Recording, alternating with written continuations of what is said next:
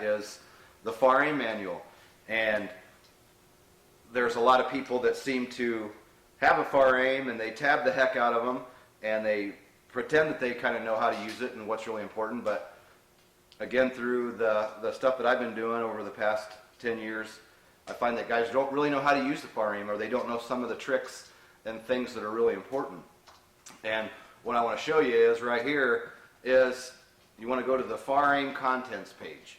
And we'll say for the private pilot level, there's only a few places if you're going to look up something in the FAR aim that you're going to need to go to.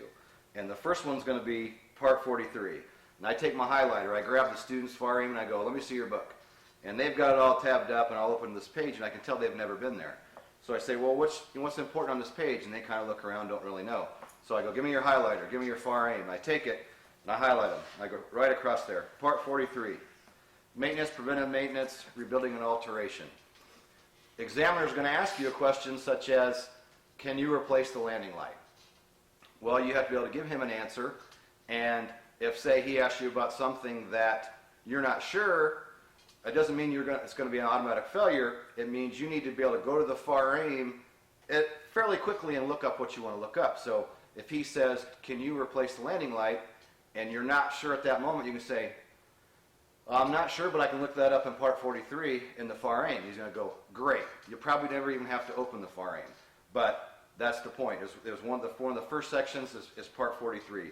We take that and highlight that. The next one, part 61. Certification, pilots, flight instructors, ground instructors. Part 61. Probably a lot of you guys have heard 61's how you get your license, 91's how you lose your license. So anything in part 61 is going to tell you the things that you're going to need to know to get your private pilot rating. And these things examiners are going to ask you about. So you want to be familiar with 61. What's in it? What do I have to do? Do I have all these things in my logbook? And you're going to go through this stuff with your instructor, or he should be going through these things with you step by step, making sure everything's covered before the day of your test.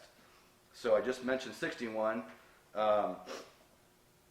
We'll go to 91 in a second, but I'm going to mark 67 as well. Take your handy dandy marker, boom, straight across. Medical standards and certification.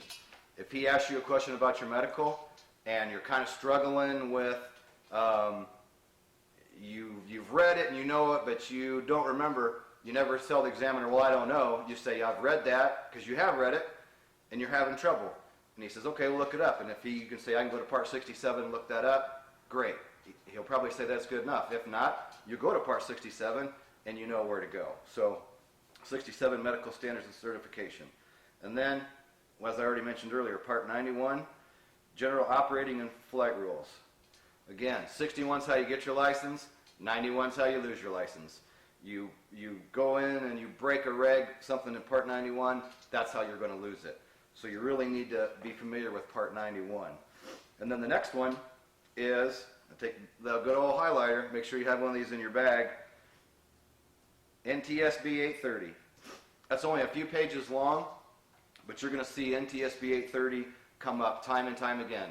It has to do with accident reporting and incidents, and the examiner is going to ask you about these things. You're going to see them probably on your pre-solo written. You might see some of that. Probably not. More so, you're going to see it on your private pilot written test. Guaranteed you're going to see questions out of NTSB 830.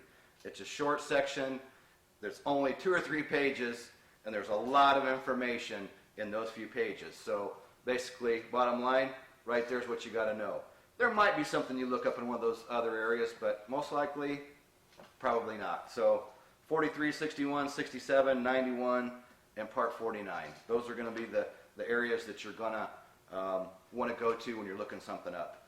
And there's a couple other tricks to using the FAR aim that we can cover at a later time, but that's a big one that I've been wanting to hit since I've been talking about a lot of these different things, and thought we'd go ahead and shoot something quick on the FAR aim manual. So, as always, thanks for stopping by, and we'll see you all soon.